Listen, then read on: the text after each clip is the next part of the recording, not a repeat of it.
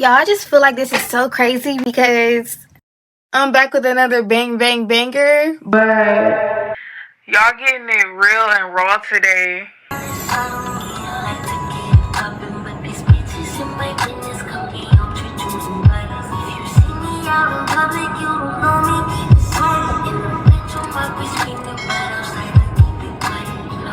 No contacts, no mascara, just lip gloss, because like my lips was crusty, y'all. Orange. I keep forgetting to call her Orange. She wants her own little stage name, you guys. Just let her have it. Just let her have it. She's my only child, you guys, and I had her at 13. Focused on Orange because I love Orange so much, and it's not easy being a single mom, but it's also not easy having a child at 13, and it's also just not easy going to school while having a kid. It's just like, it's not easy at all, especially when your kid likes to break your computer.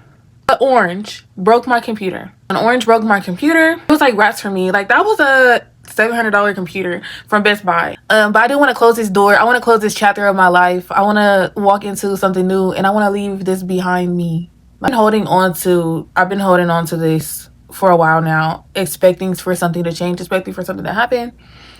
And it just hasn't. I feel like I need to move on. I don't want to talk about how I feel. I actually want to bring up a Bible verse. Just leave a Bible verse here on the screen, and I'll do like a voiceover to tell more about what I'm talking about, because I want to leave this part of my life behind. So you guys, I was 13 when I had Keisha. I don't want to talk about the baby dad. I know you're like, you're holding back so much. I know. I don't want to talk about it. I don't even have a name for him. Actually, we call him Scrub. We're gonna call him Scrub. I feel like No Scrub is Keisha's like top tier favorite song, and I feel like it fits her dad so much, and I'm trying not to be toxic, but it does. Only thing is, he's not the passenger riding on the other side. He would actually be the driver who stole somebody's car and is getting arrested for Grand Theft Auto. That's what he is. In the hospital, I have Orange. Orange is 3 weeks late, you guys. Orange did not want to come out. I had to get induced. Orange was like 3 weeks and a day late. Orange was supposed to be coming out on her uncle's birthday, Teddy, which is July 17th. I totally blame Teddy. I really get pregnancy with Orange. Honestly, like, I guess I was born in a time where they stopped putting the baby on your chest. Like, they always tell me, like, make sure she's in the crib when you put her to bed. Make sure she's in the crib. I never made sure she was in the crib. I wanted her with me at all times. The third day that she was at home, right? I'm laying on the couch, you know, I'm talking about like she's 4 days old, okay? I'm laying on the couch, I'm holding her like this. I know, I should have held her the other way to where she couldn't fall, right? But I thought I was gonna roll over on top of her or suffocate her, so I was like, no, like, I'm just gonna hold her like this, and like, you guys are gonna call me a bad mom for this. I'm holding her like this, and I'm laying on the couch, like, and the couch ain't that high off the ground, you guys. I'm sleeping, and like, I'm sleeping so hard that I'm losing my grip on Orange, and she's slipping down, she's going downwards, and I'm not understanding like that my arm is going down and it's like touching the ground at this point, but my arm is still like elevated, and she's like laying right here. Tell me why she rolls over and she hits the ground. Even after that, I still didn't stop sleeping with her. So yeah, you can understand how attached I was to Orange. This is before I went to high school, you guys. So this is before all that high school drama. This is when I'm in 8th grade. So I was pregnant in 7th grade. I went to 8th grade. This is the first year that she's actually like out of my womb. I'm in 8th grade at this point. So she's about 3 months old. I had to start school late because I wanted more time to heal, especially because when she came out so late, she kind of like ripped me, and it was like a good 3 stitches I needed. Not too bad, but it's still like, you know, she definitely ripped me trying to come out. So, and I didn't want to do a C-section because I heard that one hurts even more. So I was like, ooh, no, I definitely needed that epidural though. I'm not too good on pain. I don't got a high pain tolerance at all. Everybody's seeing my baby on social media, so I made a Facebook again. I remember when I first got pregnant, I took all my Facebook away. I went on like a 9-month spree of no Facebook. I only made a Facebook again when I seen my baby and seen how beautiful she was. And I'm like, y'all need to see this baby. Hold on, because I still got the y'all need to see this baby. But everybody, like, when I got back to school, everybody was like, oh my gosh, your baby is so cute. Of course it was a few haters because like I was so young, like literally so young, having a baby, you guys. And it's still my only kid, which is the crazy part about it. Like, I just cannot believe, like, 11-12 years later, like, the cutest little. Okay, so yeah, I'm in 8th grade right now, and this is little Orange. My mom is holding little Orange. Did my mom look like me? Do I look like my mommy? Yo, I kept getting her a bald spot because I'm like, how she had so much hair on the top. The doctors was even saying like, oh my goodness, it's so much hair, and I had so much heartburn. So that's her when she came out. When I see her, you guys, I'm like, you all, she's going on Facebook. Look, that's a good picture of what I meant by she got so much hair on the top, but she had that bald spot, y'all. She had that bald spot until like 9 months. For a good 9 months, she had that bald spot, and she didn't even really sleep on her back for real. Just that first 3 months.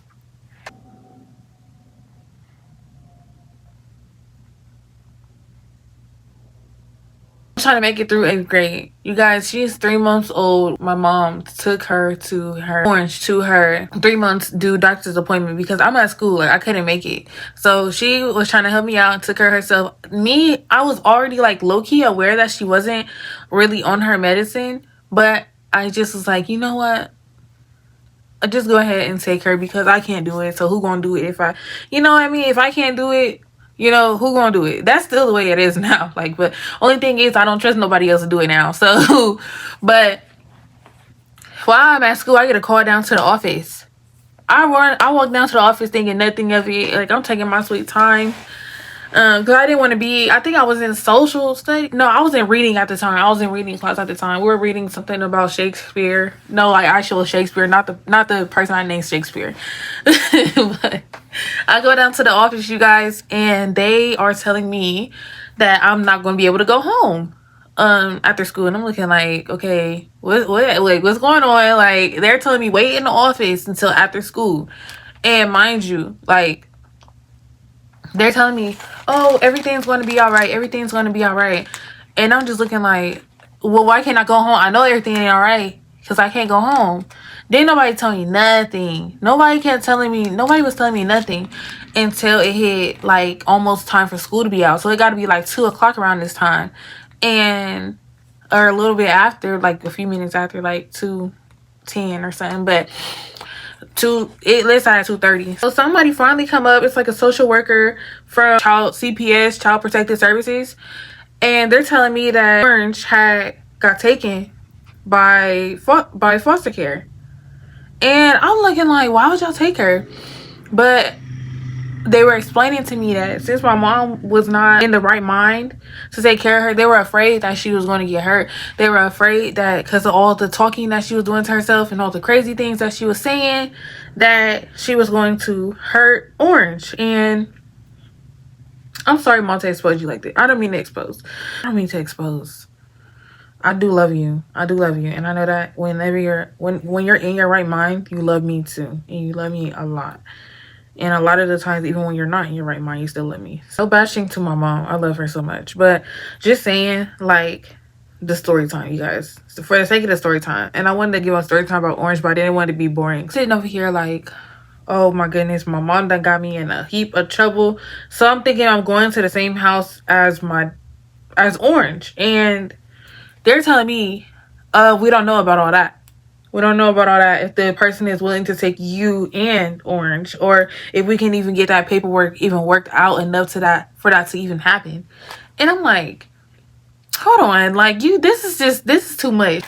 I'm like, there's no way they're just going to split me and Orange up though. And I'm breastfeeding. I'm even breastfeeding while I'm at school, you guys. Like, I'm pumping every single lunch break. I'm not hanging out with no kids on lunch break. I'm going straight to pumping. But I didn't have a problem with it because I actually really genuinely loved Orange. Like, I love Orange a lot. So it just really didn't even matter to me that that's the sacrifice that I had to make. So I really so I'm waiting, and I heard that they already had transported her by the time I already was transported, and they were supposed to wait. Like, they were supposed to hold her and wait until I got there with her to the facility, to the CPS facility. And they didn't transport me fast enough. She had ended up already going to a home. I guess the lady didn't want, she didn't take teenagers. She only took babies. But it's like, why can't you just make an exception? You know what I mean? Like, why would you rather want a mom broken up from her child? And I have not done nothing wrong. Like, I literally, you don't even know me. So I'm like, you don't even know me. Why don't you just bring my baby back then? How about that? Bring my baby back. People would just be so money hungry, you guys. Missed her first Halloween. The first birthday that I had her, I didn't get to spend no time with her. I actually didn't get to see her again for a really long time. What I meant by that is I didn't get to see her for 2 whole weeks, and then they let me see her 1 time a week through visitation at the CPS headquarters. I go to the CPS location, and I'm waiting for my foster care parent now to come. I haven't been able to go back home. I haven't had nothing to eat. I haven't had no sleep, and everything just sucks for me right now. This is not the first time I've been in foster care. I've also gotten in foster care for reasons of my other parent. I'm ready to release this. I also got in foster care because of the abuse of my other parent. How much is going to post or cut out or whatever. Abuse going on. I know that his children do not believe me. Like, so I have a half sister on my dad's side, and I know that her mom doesn't believe me. There's evidence and everything, and they still did not believe. They did not believe. So they did not believe that was happening to me. So they still don't believe to this day, and I'm ready to release this because I feel like I want them out, not out of my heart, but just, you guys will find out how deep I love them so much. So this is how much I love them, because I always had hope that I would see them again, because my love runs deep for them, like, for real. So, but I'm coming to terms that it's just not going to happen, and it's just not in God's timing. So, and if that's what the Lord doesn't have for me right now, I'm okay with it. But I am going to release it. My little sister, she is now a phlebotomist. Congratulations if you ever see this, girl. I love you, and keep going. You understand we probably never going to talk again, but I hope that one day you get my side of the story and not just take your mom's side. I don't know where you stand with it, but the fact that you have our dad posted on your Facebook, on your cover photo, it kind of gives me a good idea on where you stand with the whole situation. So I'm cool with it. I'm okay with it. If you like it, I love it. You know, whatever makes you, whatever brings you peace, you know what I mean, about the situation. It really doesn't matter to me. But forever in my heart. And this is how much she is forever in my heart, because when Orange was born, I made her middle name after her aunt. And this caused a little bit of trouble too, because not only then was I facing custody issues there, I was also facing custody issues because somebody was very mad about it, which was my sister's mom. She was actually very mad to the point where she wanted to take custody of Orange. And I'm like, wait a minute. It's just too much. It's just too much going on. When I had Orange, everybody wanted custody of her. Everybody wanted custody. Everybody thought they were more fit of a parent to take care of her. It was a lot. It was a lot. I was 13 at the time, so I can understand that. I can understand. It's just that was my only piece of joy at the time. I was going through postpartum very, very, very, very badly, and I feel like that was my only piece of joy. Like, I really feel like a lot of things that happen to me, I don't deserve for them to happen to me, and it's very painful to talk about. I'm just trying to get through this. You feel me? So fast forward past the custody issues and everything like that. Everybody wants to take Orange. Everybody, I'm not even talking about the other people that want to take Orange. I just feel like I want to talk about that one, because that one was a little crazy. Just because I named, them after each other, I wanted them to know. I wanted her to always know, like, I have love for you, and if anything ever happens to me, I want Orange to know her other side of her family. That's how I felt at the time. But right now, I just feel like I just need to release this, and I feel like the Lord's going to keep me safe enough for her until, we're very close in age, so I'm going to be there for her for a long, long, long, long time. You know what I mean? Lord willing. I know I kind of jumped around a little bit, but I wanted to get you guys to understand a little bit of where I'm coming from when I kept on saying everybody wanted custody of Orange. Everybody wanted custody of Orange, and I wanted to release that part about my sister. So now that that's gone, we're back to the actual story. So I'm waiting at CPS for my foster parent to come and get me, and when she finally pulls up, she was like, you can call me whatever you want. You can call me mom. You can call her Linda. So she's like, you call me Linda. You can call me whatever you want to call me. You call me auntie, whatever you feel comfortable. She was just trying to make me comfortable. Long story short, you guys, Teddy is such a menace to society. When I actually went over to Miss Linda's house, Linda told me that I was about 1 or 2 weeks in when Linda told me that you can go home. I'll take you home to get some of your clothes. I'll take you home to get some of your things, because it's like, it feels like you came here with nothing. So, and I did come there with nothing. They did transport me with nothing. Like, all I had was my school stuff. And Linda lives on the east side of town. She has to drive me all the way up north just to take me to school. And she's like southeast too, so it's very, very far.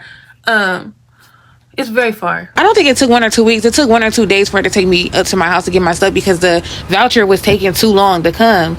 So she had to take me to somewhere to get some of my stuff. And then a week from that, that's when Teddy started acting funny, talking about, oh, can I get the computer? And it's my computer that he's talking about. He talking about it's his laptop though, and he wants it back. So now I have no way of communicating with none of my friends or nothing. And then on top of that, my school got switched. Then when he was asking for my computer, my laptop, then she just automatically believed him and was like, oh, it's his laptop, let me get it back. And she gave it back that easy. Again, my school switch, which was like, I'm already going through postpartum depression. I don't need you also switching my schools. On top of that, I don't have my daughter, but I'm still breast pumping. I'm still pumping milk like I have a kid somewhere. Saving up all the milk in the freezers to actually go drop off the milk to my daughter, Orange. Then I can't go with her, because I can't legally know where my daughter's staying. Imagine that. And you didn't even do anything wrong. You just wanted to love your daughter, but you left her in the arms of someone who was not fit to take care. Again, you guys, I forgive, but I'm just telling a story. You know what I mean? So I forgive. I love my mom so much. It's just that a lot of things happen under her care that is just like, oh my gosh.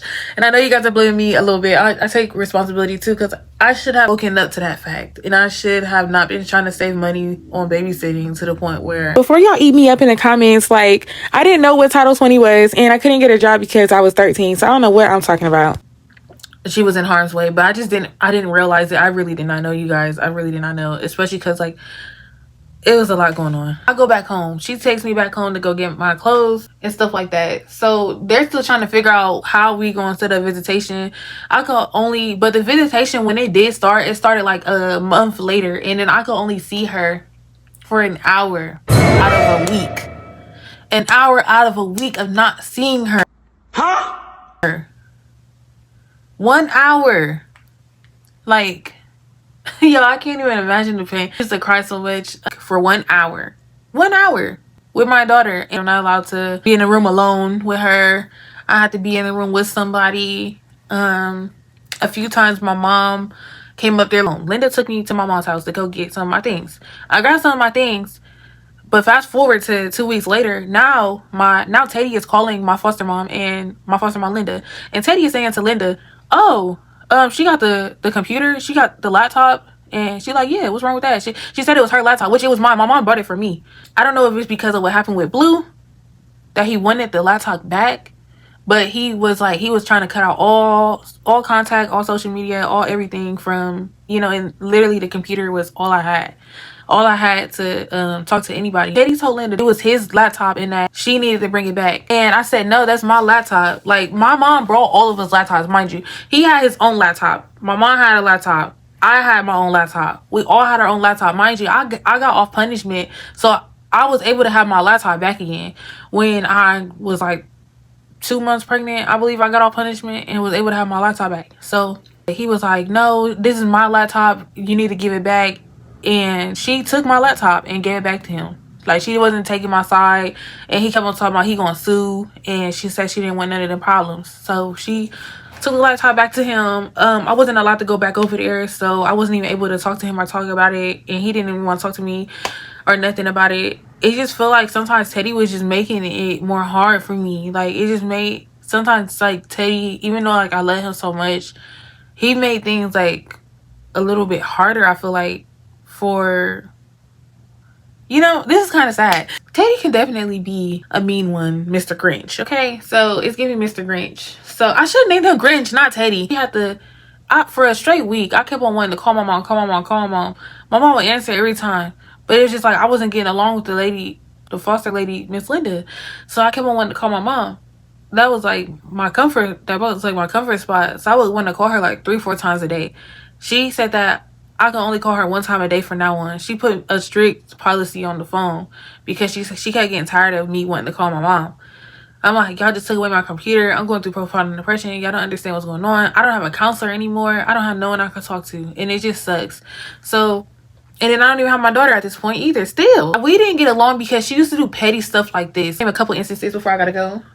So she used to sit over here and be like, when you wash dishes, make sure you wash the silverware first and the pots last. So I would have to watch all the little, dig around for all the little things, and before I got to the big things. And she even left like a post on the wall, like a paper laminated on the wall, saying how to wash the dishes and what order to wash the dishes. Why is there an order to wash the dishes, you guys? I know I could be over exaggerating, but I just feel like that's just a little bit obsessive. Like, as long as they wash and they clean. It's so hard to tell this story, but I want to let go so bad.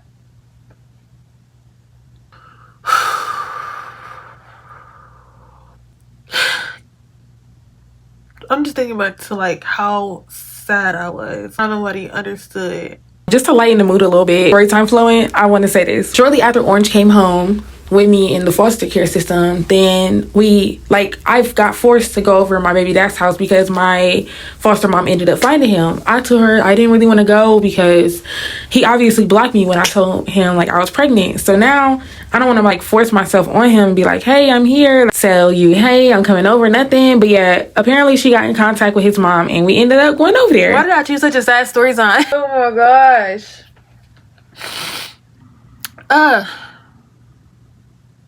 So it was that, and then whenever I would hop on the phone with like my caseworker on my case that's trying to help me, mind you, it's the same lady. Like, this is God's grace, I guess. It's the same lady that worked on my case with my abuser in earlier years. So she already knows my story and she already knows everything about me. And when I went to foster care, she still stayed with me through that whole thing and tried to get me back into the house. Back into the house with my mom. And she's just wonderful. Like, I wish that she would have stayed in my life long term because, man, she know my pain from like a young age, and that's the only sane person I really had to talk to. So that like it wasn't out to get me. So where was I?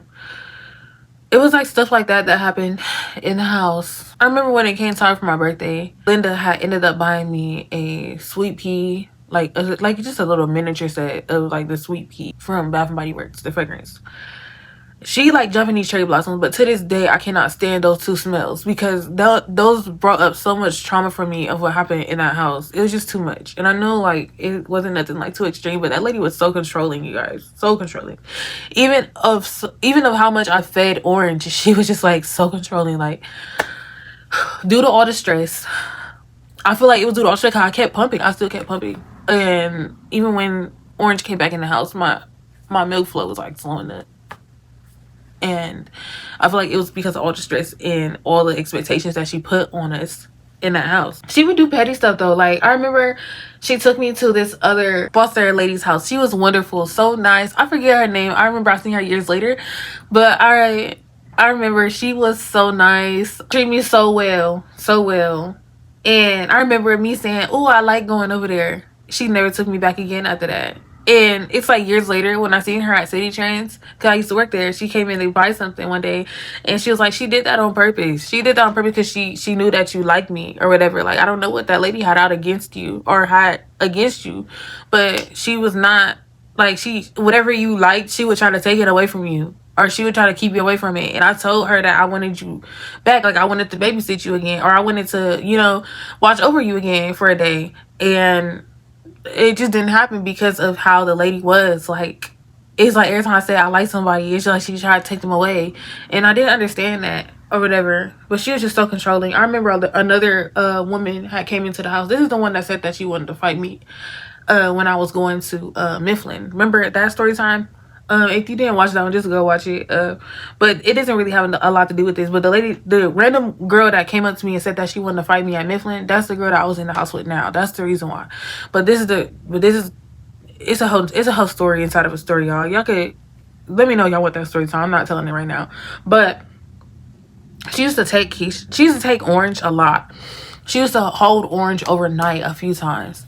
And it's like, hold on. I'm holding on to Keisha. I'm holding on to Orange so hard. So hard. I don't feel comfortable with nobody else watching her. I don't feel comfortable with nobody else holding her overnight. I just met you. I don't know you. Why do you want Orange overnight? Why do you? And then they had my Linda and the girl who came into the house. She was a foster girl like me, so when she used to do stuff like that, she was like, you're tripping. And I had told Linda how I felt, and Linda was saying I'm tripping. Then they had both got on it with me. Like, they both like started yelling at me together in Linda's boyfriend's house. So I ran to the room with Orange and locked the door behind me. And they sitting over here like, unlock the door, da da da da. So I'm not unlocking the door. I'm not doing none of that. So it took for Linda's boyfriend to come up there and be like, hey, like, y'all chill out. Let her have a minute. Because she want her kid. Let her have her kid. Like, she's only 4 months and they have been through the trauma of being ripped away from each other twice. So y'all need to just chill. They finally just chill, and they still arguing with me on the way back home, on the way back to Miss Linda's house. They still arguing with me. So y'all can understand why I really just, I'm sorry, but when you have a younger child, when you first have your child, you want to protect them as much as you can, especially when you already find out something happened from somebody very, very close to you that you love. Okay. It was just like a very, very stressful situation. I really cannot wait to go home. I really cannot wait to get out of there, because I remember I would be on the phone with my caseworker that work over my case, and Linda would not let me talk to her by myself in a separate room. She would always coach me on what to say. She would not let me express myself the way I wanted to, because she knew she was doing me wrong. She knew that she was not taking proper care of me and that she was not treating me nicely. So she would force me to be like, to tell her like I'm doing good on the phone, or else like I don't know what would happen. But she used to always scare me about going to group homes. Like, you could get shipped off to a group home, and ain't nobody gonna want you then, like, girls gonna beat you up in there. She used to scare me out of going to a group home. I don't remember like every single little thing that she said, but I know those are some of the things that she used to say. She used to tell me like, ain't nobody gonna love me like how she loved me. Ain't nobody gonna care for me or put up with me how she put up with me. And she was barely even putting up with me. She was just tolerating me. I feel like she was just there for a check, for real. Like, now that I'm growing up and I'm knowing things, like, and I'm not as innocent as I was, it's really like, it really heartbreaks me to know that I went through things like that. But mind you, the only reason why I even went with the other lady for that day is because so she could go on a date with her boyfriend or whatever. They used to go to nice places. Like, they used to go to Roof Chris. They used to go to Ruby Tuesdays. They used to go to like the steakhouses and stuff like that. They used to go to Red Lobster, stuff like that. But she never took me on not one outing. She never did anything with me. She used to complain that the formula that came on the wig was supposed to last me for the entire month. Now, if you a mom, you know that the wig only covers a certain amount. You're gonna need a couple cans at the end of the month. So she said I'm feeding her too much, and if I want a fat baby, which I do have a pretty healthy baby, but she kept on saying if I want a fat baby, then I would overfeed her the way that I am. Which I don't really feel like I was overfeeding her. It was just that I was feeding her enough. I feel like I was feeding her enough. I feel like with your own WIC, you're going to need a couple extra cans at the end of the month. You need to cover and account for a couple cans at the end of the month. I feel like WIC does not cover the whole entire month of formula. And I would have been breastfeeding if she wouldn't have been stressing me out like that, how she was. If I wasn't in such a stressful environment, then I would have still been breastfeeding. 1. And for 2, let me just finish up on when I told y'all that I went over to my baby dad's house, right? So when I went over there or whatever, it was just like, he really didn't care. Like, he was holding the baby. We knocked on the door. His mom answered the door. I forgot who said it, my foster mom or his mom. But one of them was like, hold your baby. And he was holding it, and he had her in one hand and it was on his phone the whole time in the other hand. And they were just discussing how this all was going to work out. And like, I'm silent the whole time. I'm like, I don't know you. Like, I don't know where I'm at. This is my first time here. This is my first time meeting you. I can't do a story time about this, but I really didn't want to give y'all baby mama and baby daddy drama. But 8th grade was not an easy year for me. Like, I could say it started out moderate and ended moderate, but the rest was hard. I am going to end this story time right here though, because I do have to get to work, and I love you guys so much, and I will see you guys in the next one. Love you guys so much. Don't forget to like, comment, and subscribe. Peace.